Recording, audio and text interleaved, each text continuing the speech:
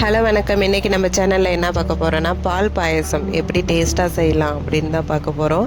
இதை செய்கிறது ரொம்ப ஈஸி. நான் சொல்கிற மெத்தடில் செஞ்சு பாருங்கள். நீங்களும் ஒரு சூப்பரான பால் பாயசத்தை டக்குன்னு ரெடி பண்ணிடலாம். எப்படி செய்யலான்னு பார்த்துடலாமா? அடுப்பில் ஒரு வானல் சூடானதும் அதில் 1 ஸ்பூன் அளவுக்கு நெய் சேர்த்துக்கோங்க.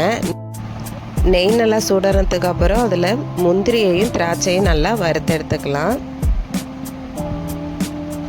திராட்சை நல்லா உப்பி வரும். உப்பி வந்ததுக்கப்புறம் நம்ம அதை வேறு பிளேட்டுக்கு மாற்றிடணும். இது பாருங்க, நல்லா உப்பி வந்துட்டுருக்கு.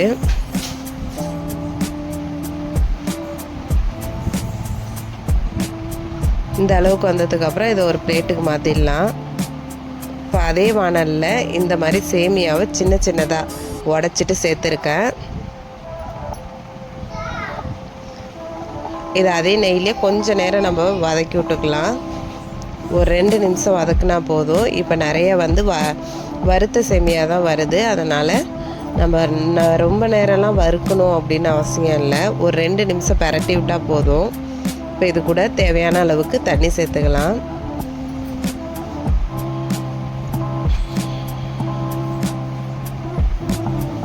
இப்போ நல்லா கொதிச்சு வருது பாருங்கள். இப்போ சேமியாவை கையில் எடுத்து நம்ம உடச்சி பார்த்தோன்னா நல்லா உடையணும், 2ஆக உடையணும். அதுதான் சரியான அளவு. இப்போ சேமியா வெந்துடுச்சு.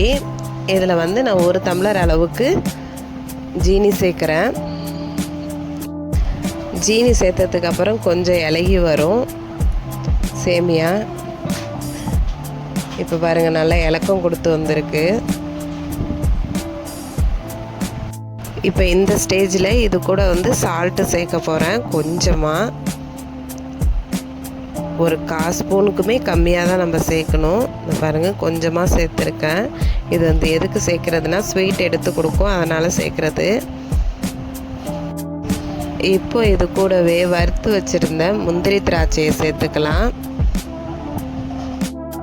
ஒரு 4லேருந்து 5 ஏலக்காவை நல்லா நுணுக்கிட்டு இது கூட சேர்க்குறேன்.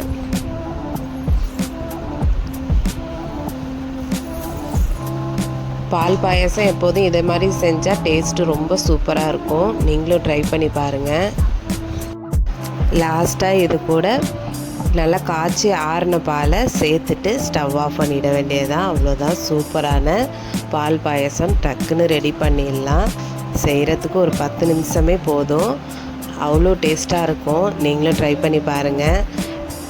பாயசம் செய்கிறேன் ஆனால் நல்லா வரமாட்டேங்குது, பால் பாயசம் செய்யவே வரல அப்படிங்கிறவங்க இந்த மாதிரி ஒரு வாட்டி ட்ரை பண்ணி பாருங்கள். நீங்களும் சூப்பராக பால் பாயசம் செய்யலாம்.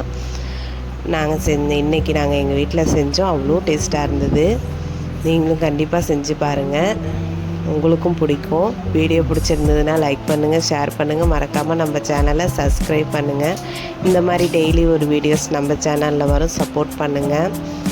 நிறைய பேர் வீடியோ பார்க்குறீங்க ஆனால் சப்ஸ்கிரைப் பண்ண மாட்டீங்க. சப்ஸ்கிரைப் பண்ணுங்கள், சப்போர்ட் பண்ணுங்கள். நம்ம சேனலில் சட்னி வீடியோ போட்டிருக்க நல்லா வியூஸ் போயிருக்கு. வேணுங்கிறவங்க செக் பண்ணி பாருங்கள். அவ்வளோதான் ஃப்ரெண்ட்ஸ், நாளைக்கு இன்னொரு வீடியோவில் சந்திக்கலாம். தேங்க்யூ.